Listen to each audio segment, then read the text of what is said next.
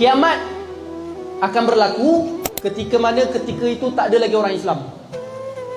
Sebelum kiamat, Allah akan hantar angin, dan angin tu akan kena kepada semua orang yang ada iman walaupun sebesar zarah, dan semua orang beriman akan mati.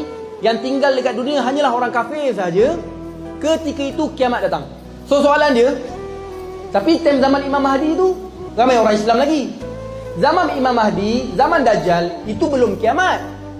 Imam Mahdi, Dajjal semua tu, itu tanda-tanda kiamat semakin hampir, tanda besar kiamat. Belum kiamat lagi.